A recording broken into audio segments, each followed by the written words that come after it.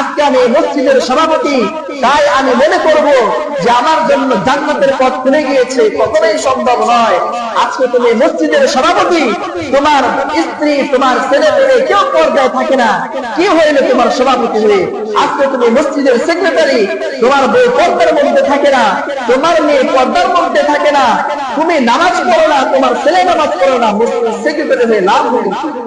আজকে তুমি ইলম শিক্ষা করেছো, ইলম অর্জন করেছো, হাফেজ হয়েছো, মাওলানা হয়েছো, মুফতি হয়েছো, তুমি মসজিদে এসে নামাজ পড়ো, মাদ্রাসায় গিয়ে হাদিসের দর্শ দাও, আর ওইদিকে তোমার স্ত্রী, তোমার মেয়ে পর্দায় থাকে না।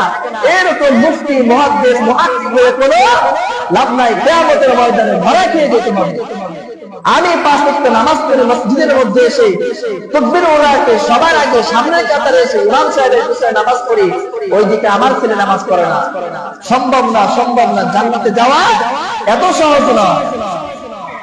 জান্নাতের পথ আল্লাহ সহজ করেছেন, ঠিক আছে, কিন্তু আবার যাওয়াটা এত সহজ না।